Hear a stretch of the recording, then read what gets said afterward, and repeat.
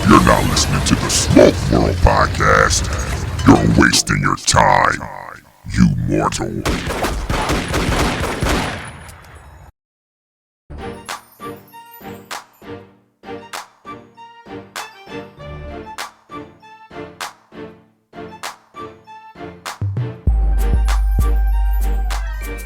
What's up, folks? Welcome to another episode of Smoke World.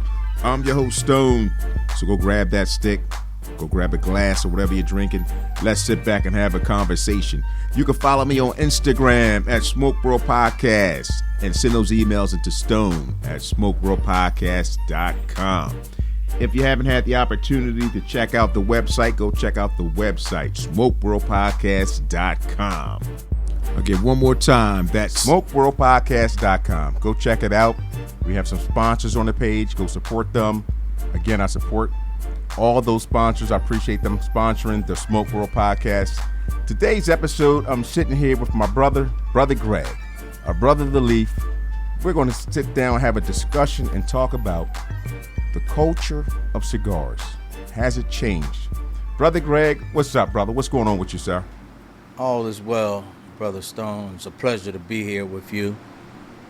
So what's up, brother? So talk to us, man. Give me a little history. You from my city, brother. Yeah. You from Philly. Yes, You's sir. a Philly man. Born and raised in West Philadelphia. Oh, here we go. Born and raised on the So give me a little history, man. Yeah, Talk to us, man. Where you at? You Southwest or West Philly? Because I'm West. It's a big difference between West Philly and Southwest. Southwest starts south of Baltimore Avenue. So once you go, see, I'm gonna have to push back on that.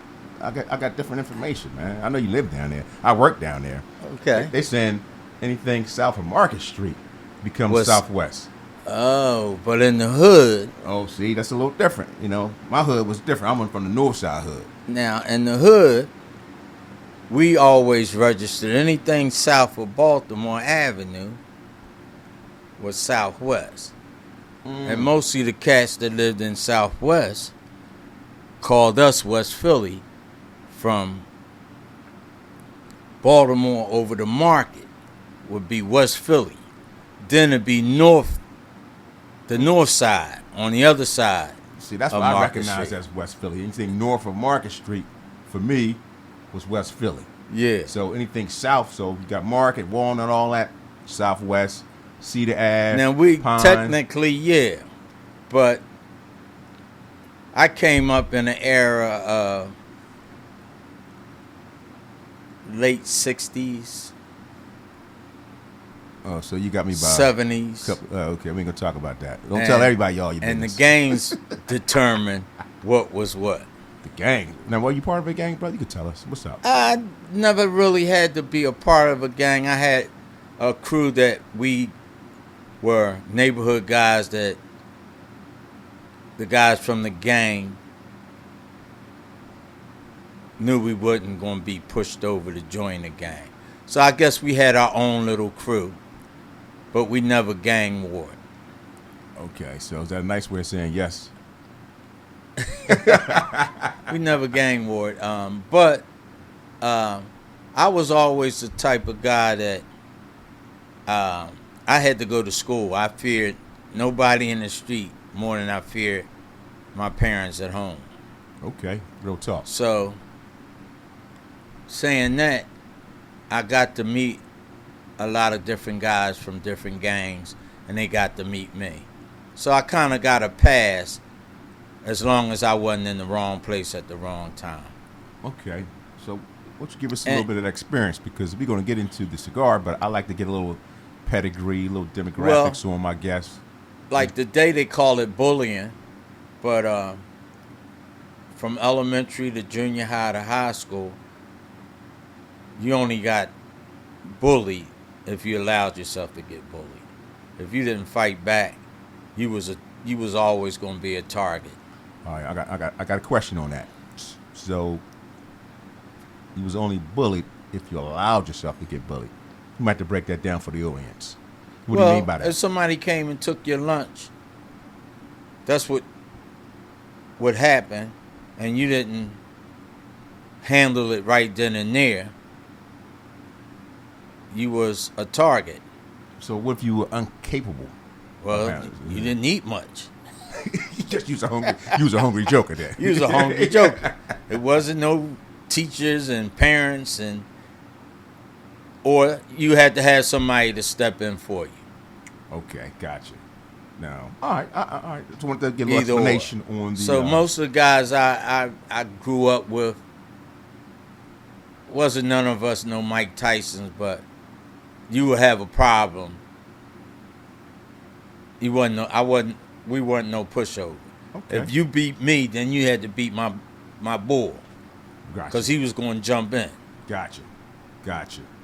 So back then I realized that camaraderie with people I grew up with, we were like a family. One for all for one. And we were pretty nice kids playing sports. Wasn't really into, gang war and stuff. We played a lot of sports and stuff like that. So we kind of were left alone because we were in the sports. It was a gang. I ain't gonna use the word gang. It was a crew. You had a number of y'all. So. Yeah, it was a crew of us, but we wasn't a gang. But they knew. Right. Don't come over here. It with was nonsense. hands off with us. Right. Wasn't none of us. This ain't gonna go like you think. It ain't gonna go down like it went down somewhere else. Absolutely. So I pretty much survived that era of gang war, and then I went into the Army. Oh, well, thank you for your service, sir. Appreciate you. And the Army was a whole new way of life, because that's where I got to meet other people, other races, other cultures, and it broadened my horizon about people and life in general. So Great experience. Where were you stationed at? Fort Bragg. Fort Bragg, North Carolina. I stayed there the whole time. I had just missed Vietnam by 30 days. Oh, wow. When I got to Bragg, my unit was coming back from CIGAR. So I was always a planner. I was in high school, and I said I wasn't going to waste nobody's money to go to college because I was done. I can respect that. So I said, let me get in here. Can't no war jump off right away. So I kind of had that in the back of my mind when I signed up. I said, I'm going to get in here, I'm going to get out before the next war. So how many years did you do? I did 3 years active and about 6 years reserve. Ended up getting kicked out of reserves, though. Oh, damn. I knew they couldn't make me go active again, so you ain't care. I was partying. Philadelphia was jumping from 78 to the late 80s. There wasn't no better city in the world to me than Philadelphia.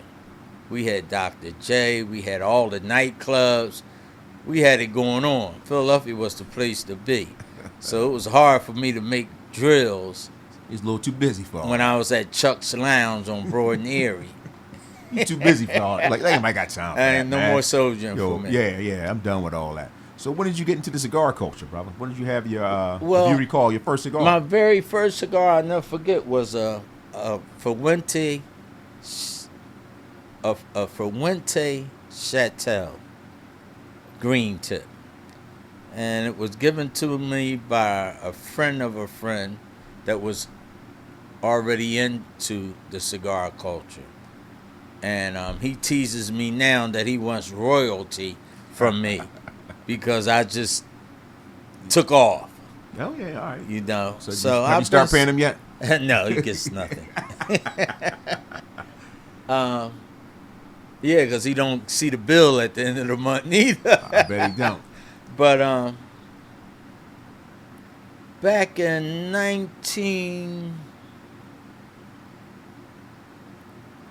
I would say 1999. 99? That was my first cigar. Actually, 2004,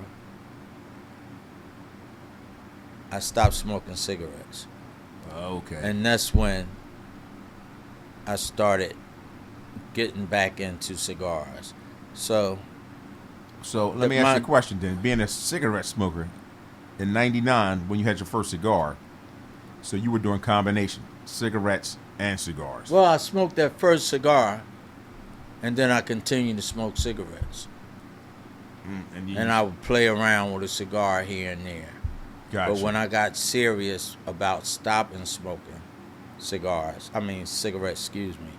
I started smoking cigars.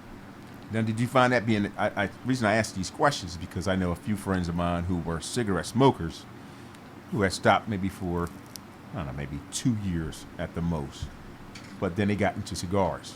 Yeah. And cigars somewhat triggered that urge to go back to the cigarette, Well, because some of those guys are now smoking cigarettes again. Well, for me, it didn't. It kind of replaced the cigarettes, and if I could say that, I just never felt the need to smoke a cigarette anymore. Oh, okay, that's cool.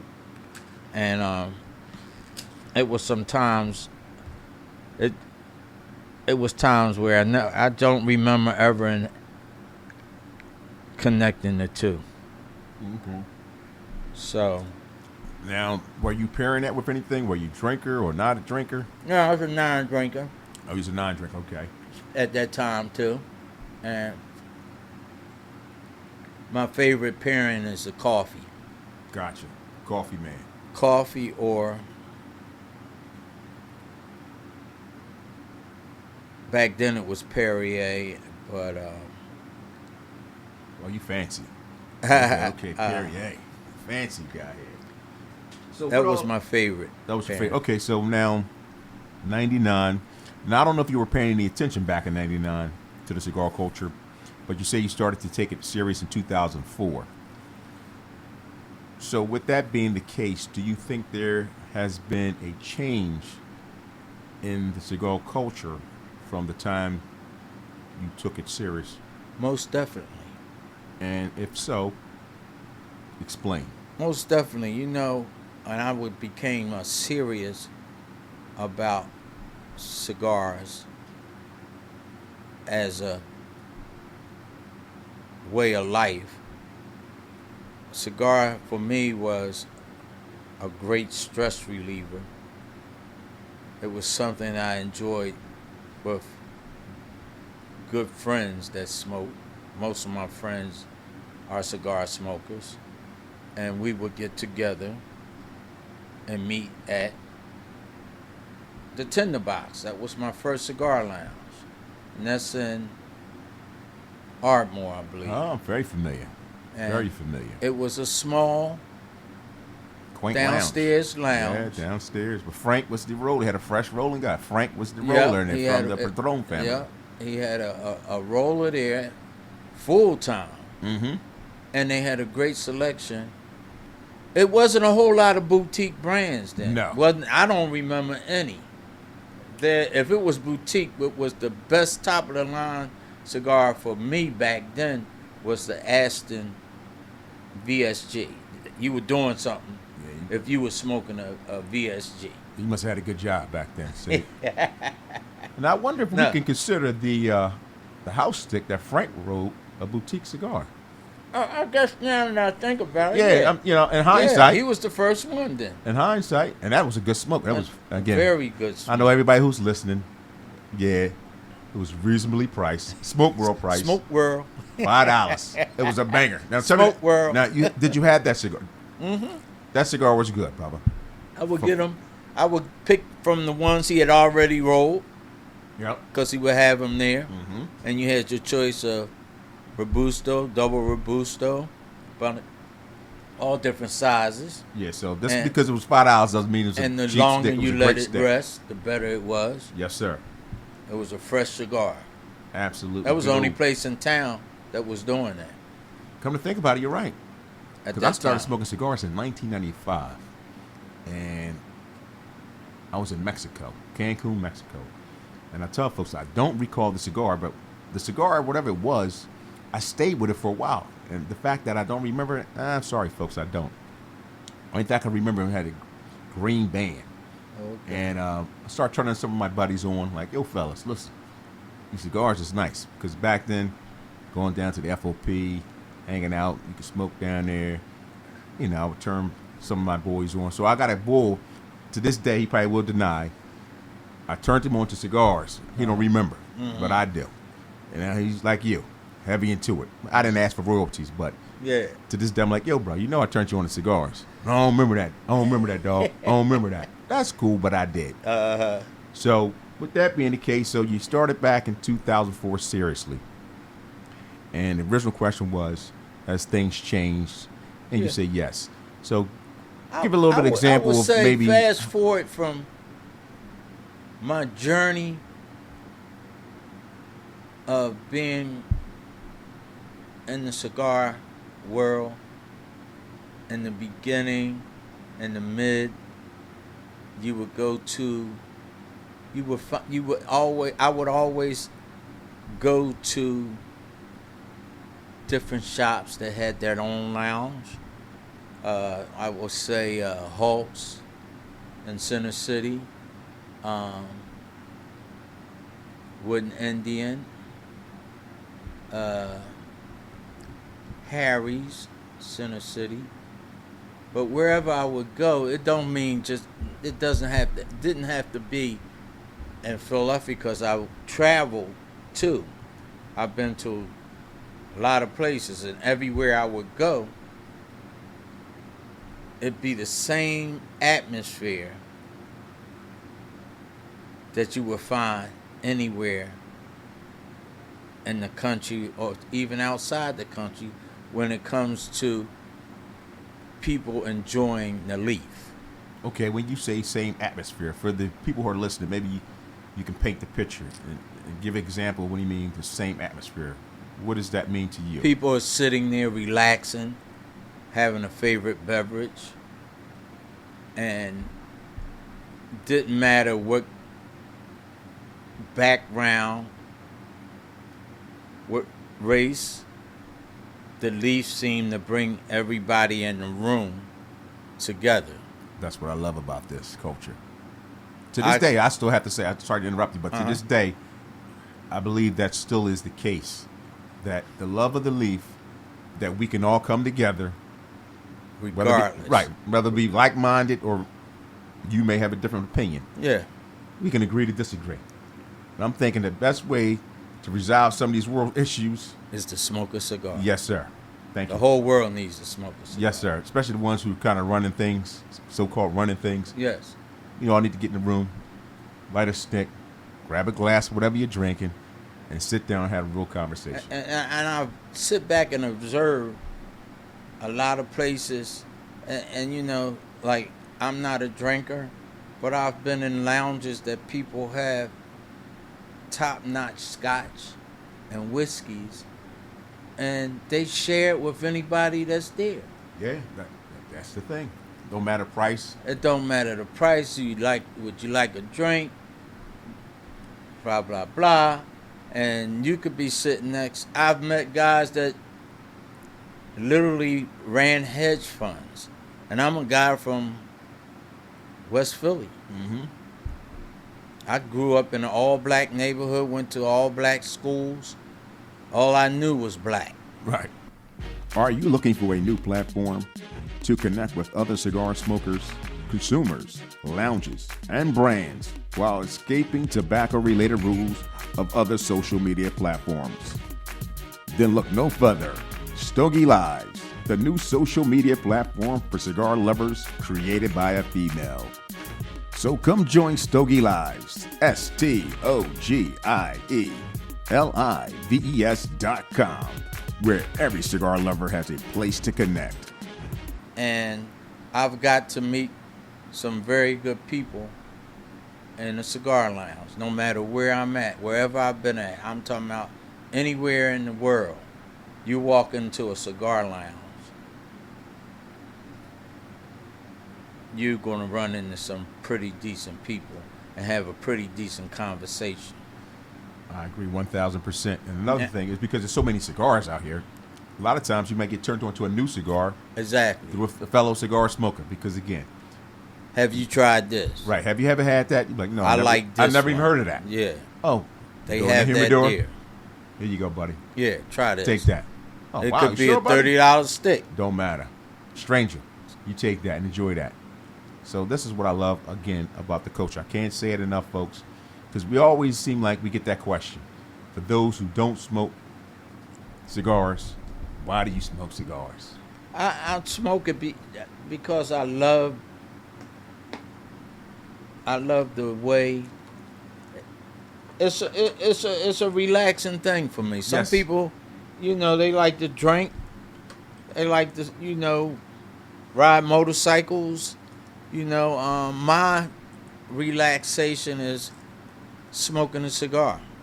And it puts me in a frame of I can always think much clearer and quieter when I'm smoking a cigar. Then you get to deep thought. Go into that bicuspid. Go into that deep thought process. The world slows down. Yes, it's very relaxing.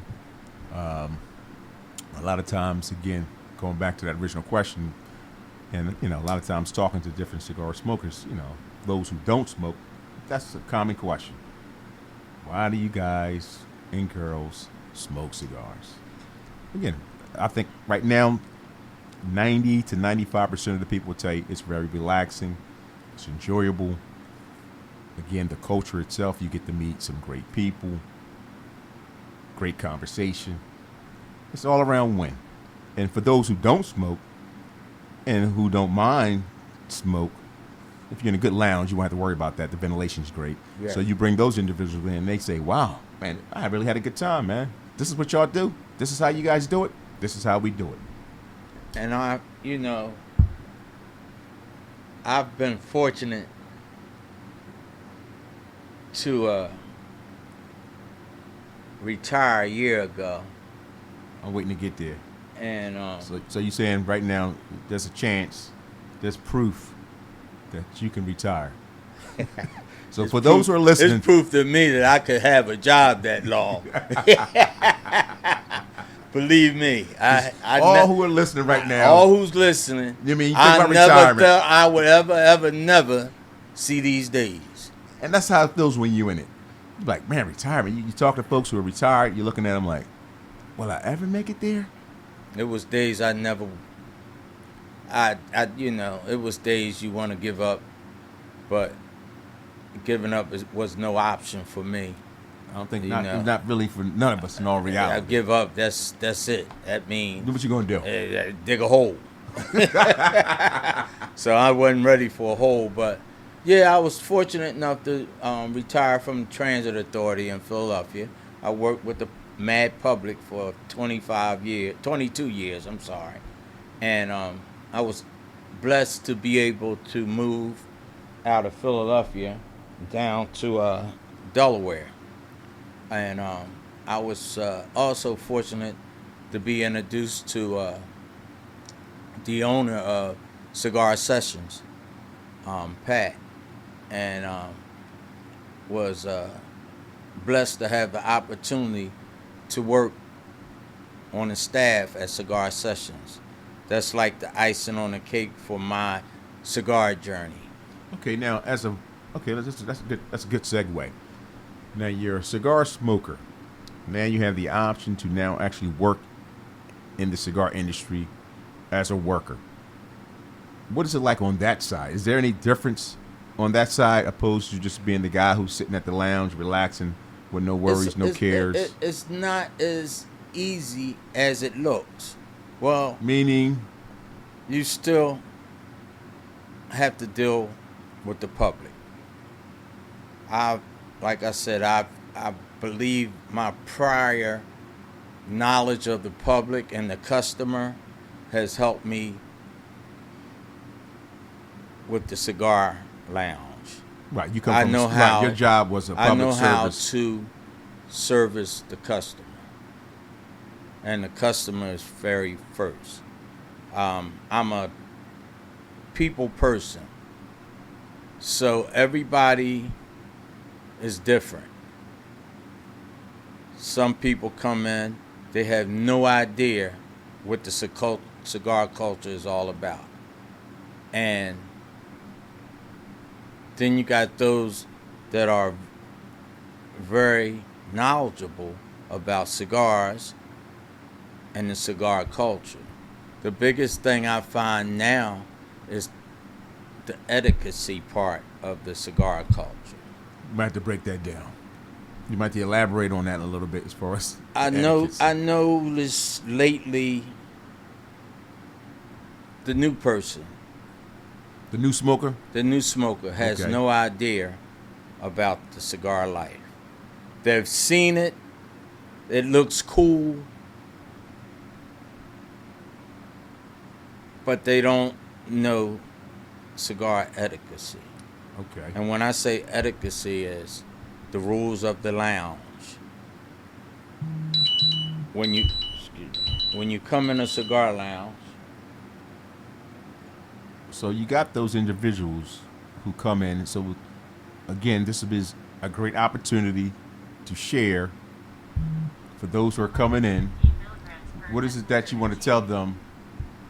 Because they're listening right now. yeah. So at the end of the day, what is it that they need to know? What is When- it that when you you want to visit- tell them? When you visit a cigar lounge, the first and foremost person you want to greet is the cigar lounge worker. To get to know the rules of the lounge, and secondly, your experience with cigars. So when a new person comes in, I ask them, have you ever smoked a cigar before? Once before, I had a Cuban and blah, blah, blah. So I said, well, only thing I can suggest to you is, where you want to start at. Do you want to start with a flavored cigar? And that's okay for the new person. Absolutely. I don't judge nobody because they want to infuse flavored cigar, because I don't believe there's no particular way of getting into cigars, but the only way I've learned through the years is by trial and error. Yes. I can't tell you that cigar there is crap, because it's what you like. Right. Your palate. Your taste. your palate. Right. And Your flavor profile. Believe you build your palate up over a period of time.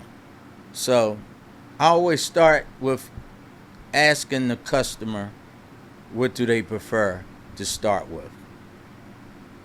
So if it's a flavored cigar, I recommend certain flavored cigars.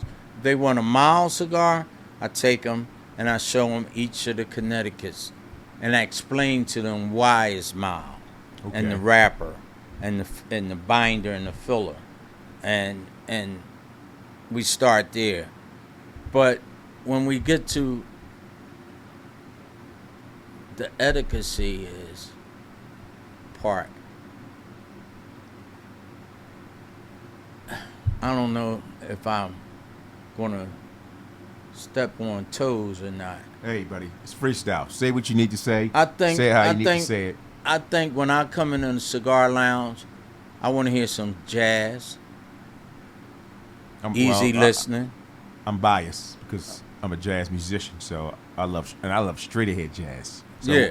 For those who are not familiar with straight ahead jazz, I'll name a few artists. Miles Davis, right? Freddie Coltrane, Hubbard, the Young Bulls, Chris McBride, God bless Roy Hargrove, Parky, and all that. Joshua Redmond, yes. Philly Boys, Orrin Evans, Byron Landon, Joey DeFrancisco, all of those. That's my thing. So I'm biased. And that's a relaxing thing to me. When I can come in and have a comfortable seat and listen to some jazz and smoke my cigar, enjoy my leaf. And if I want to be into my own head or my own world, fine. But if I happen to sit in a group of fellas that's like-minded, and we all having a beautiful. It's a beautiful thing. If you allow it to be a beautiful thing. I'm not for a lot of distractions with the loud music and dancing. If I want that, I can go to a nightclub or a bar. I'm glad you mentioned that.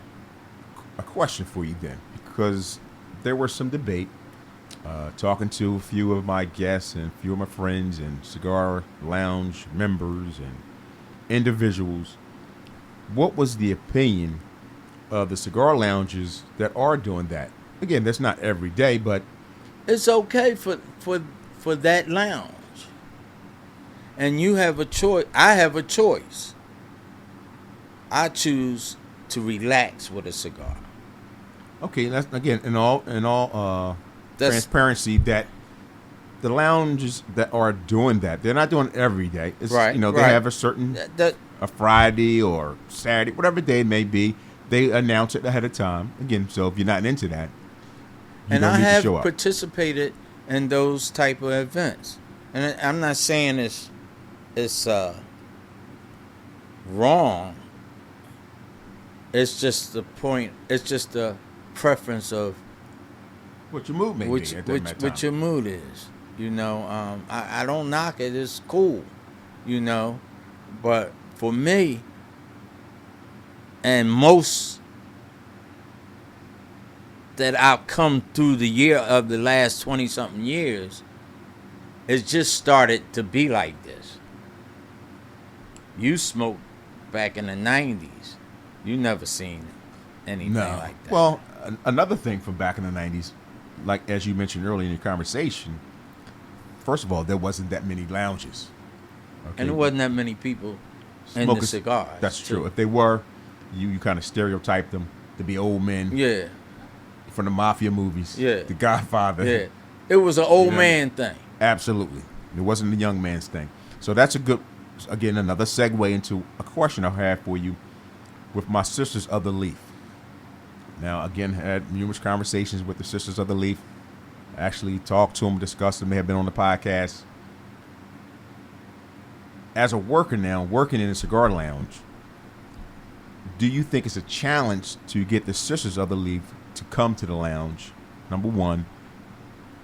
Number two, is there any secret recipe that's needed to get the Sisters of the Leaf to come to the lounge? You know, what I've noticed in the last maybe 10 years, the women are very, very, very knowledgeable. Oh, hell yeah. Hell yeah. About cigars and the cigar culture. I give them much respect. Absolutely. The sisters are there. They just, like you said,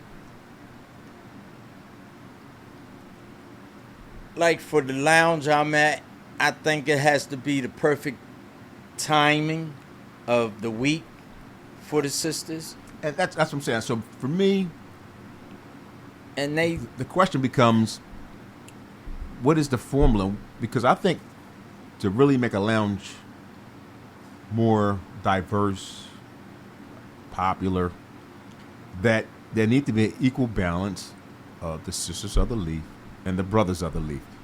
But there's some kind of recipe that I haven't figured out, and I don't think a lot of lounges owners have figured out. So I'm asking you, maybe now, you can educate somebody. I haven't figured it out. You're bringing up a point right now that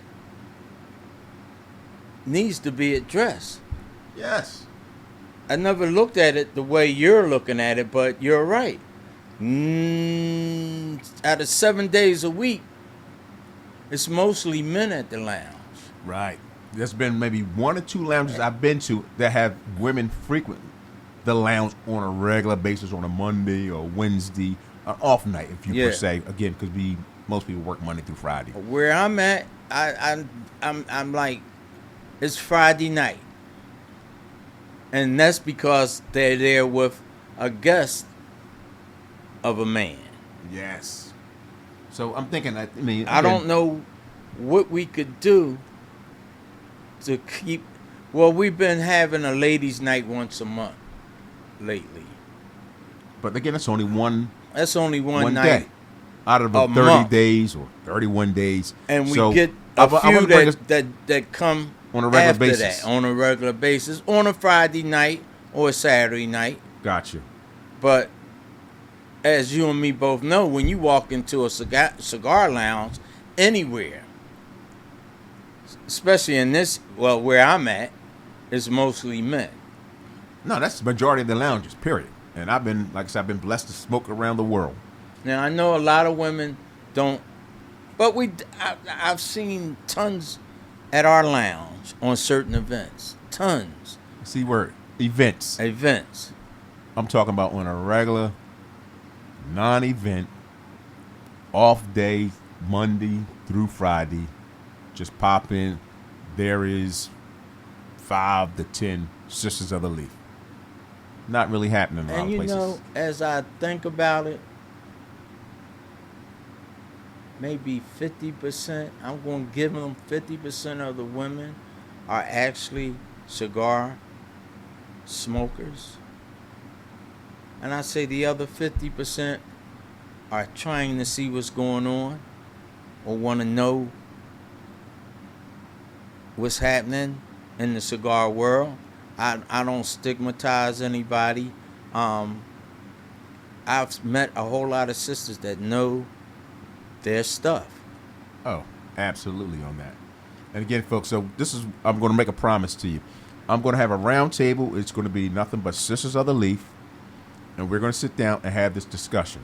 Because that's a great idea. Any cigar lounge owner, you would definitely need to tune into that. Because at the end of the day, they're going to give you that formula, that missing link to be able to fill your lounge with a diverse group of individuals. Because, as you said, based on my observation, being in multiple lounges, I can only name maybe 1 or 2, maybe. Again, that's a big maybe that I see women on a regular basis. And that's something that needs to be addressed. Because a lot of them, I mean, I've talked to them, but not necessarily on the podcast in depth. That some feel like, okay, it's a meat market, like a club.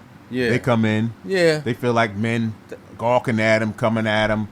Hey, what's up? What's up with you? What you smoking? Yeah. What are you actually here for? Yeah. What's up with you?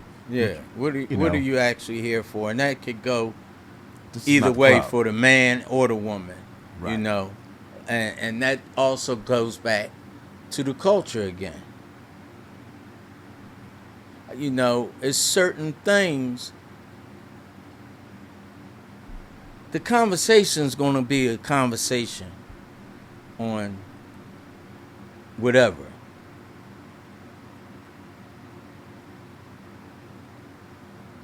Most cigar smokers that I've encountered are very mature individuals. So you won't get the meat market effect, if I'm saying that right. That's true. You know, it's usually about whatever the conversation is as a group or individual, and it goes whatever way you want it to go. But that's something that needs that you brought up, Stone, as really something that we need to try to find a way to balance. I think majority of the lounges need to because a lot of women, I belong to a lot of groups on social media. I mean, a lot of them, and it's a lot of women groups. Yes. I mean, it's a lot of women that smoke, buy, and visit lounges. But it seems like it has to be an event for them to come out. And it would be nice to have a mixed crowd all the time. Yes. So some again, that has to be figured out. And Not I'm gonna just bring the ladies' night. Right. How we get that lady to keep coming? Think about that. Why do you have to have a ladies' night? If you think about it, you don't have a men's night. You know what I mean? Hey, am I wrong? You're right. There's oh, yo, fellas, we having a men's night. No, we have cigar events. And individuals show up. But yet, there needs to be a ladies' night to entice my sisters of the Leaf to show up. Now, and it shouldn't be like that. As I think about it, it's one or two lounges back in the Philadelphia area. Oh, well, you know what? As I think about it, it's always some type of event. If it's a band night, a DJ night, or some type of group night. But on a normal day in a cigar lounge, it's mostly men. Yeah, we got to figure that part out. Got to figure that part out. That's the $1 million question. Yes, because, again, that would change the game. Now, we do have Sisters of the Leaf who now have opened up lounges. Yeah. And at the end of the day, I don't know if you have the opportunity to go visit those lounges, but I'll be curious to know, with those women owners, are there more women sitting in those lounges and feel more comfortable with smoking there opposed to the other lounges? So I have to do a little investigation. Yes. I promise, and I will do that. Yes, that's COVID has thrown a monkey wrench in a lot of stuff. Yeah. COVID, we couldn't do a lot of. We couldn't travel because of restrictions. But as things starting to lift, and the vaccination is out, we're starting to do our vaccines, folks. So if you haven't got your vaccine, I'm not promoting one way or the other, but in my mind, you ain't gonna be able to do too much if you don't get it. So it is what it is. That's my public service announcement. But we're gonna have to find out as things starting to open. We're gonna do a little investigation. That's a great point you brought up, and as working in a lounge, it has to. You have to find some kind of way, just like you or me want to get in a car and go to a cigar lounge without a second thought. Right. If I'm a member of a lounge, I'm going to go there, or I'm going to visit. Wherever I'm at, I visit a lounge. Wherever I'm at, it has to be a lounge wherever I go. Now, let me ask you a question before we wrap up here. Speaking of that, are you an individual who, you all hopefully take vacations? Is it important to you? Really don't. Okay, let me ask the question before I start inputting my information. Propose the question. If you're going on vacation, you got the use of the internet, which is a great thing. Are you one of those guys who kind of research prior to, are there any lounges, are there any cigar shops in the area, to say, okay, you know what, I found me a lounge. I see here on the internet there's a lounge 6.5 miles away. Are you that guy? I'm that guy. I can't go nowhere where it's not a cigar lounge. Again, like I said, the buffer with that, which is the good part. We can bring our own cigars. Yeah, I usually travel with my own cigar. Right. But I also want to visit the cigar lounge wherever city I go to. And that's, fortunately, I've had no problems finding a great cigar lounge wherever I visit. So now, with that being the case, because you're a married man, now, does your spouse smoke cigars? No. Okay, so with that being the scenario, how does that play into the factor? Does she go with you? She's very tolerant of my habit. Okay, so she like, will travel. So sometimes I will go by myself. Okay. If she's busy doing some other things, and I'll go off and do my thing. But it's been times we found some fantastic lounges, and she has a ball just being there. Gotcha. She doesn't smoke, but she sees the environment. She enjoys the environment, no matter where we go. Yeah, man, as we wrap it up, man, I appreciate you coming down, sitting down with us, sharing your experience and your input, and as far as being a cigar smoker. Now, you went from a cigar smoker to a person who now works in the lounge, which is a now different perspective that you shared with us. So as we wrap up, is there anything that we haven't touched on that maybe you want to discuss? Let the people know, because again, you brought up a good point. For those who are new to the lounge, you gave them some advice that they need to do a few things. Obviously, you check in as a respect factor your first time at the lounge, because a lot of times there are some rules and there may be some cover charges that may be required. So don't go just sitting down and disregarding rules and regulations, folks. So if you're listening to this, you're a new smoker, or you're visiting the lounge, make sure you go to the counter first. A lot of times the worker does come and greet you, but some places are big. The counter person may be busy, so there's a respect factor. Stand by, wait your turn, and see that person. So with all that being said, is there anything else that you want to share with the listening audience that we may have not covered? I just want to say that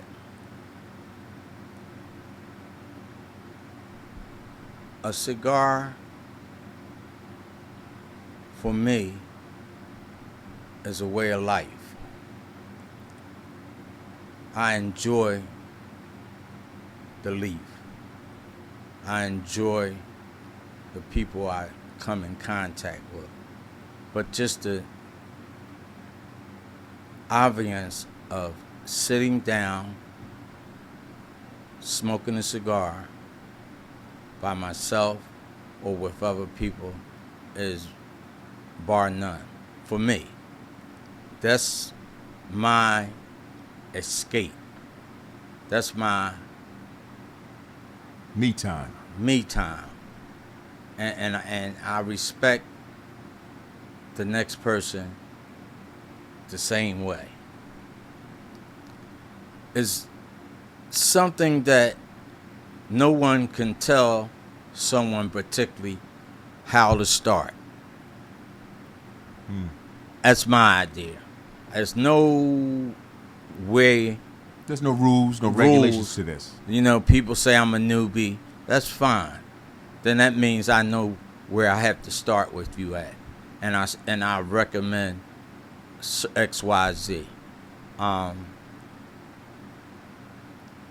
By me working in the cigar industry now, it's like a dream come true.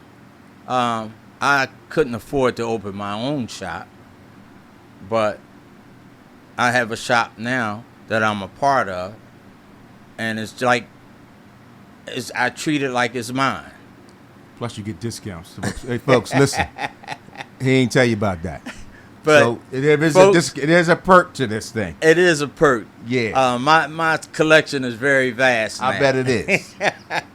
Folks, so if you're listening, if you love cigars and you got a brick and mortar in your neighborhood, in your area, Please. Make sure you support them.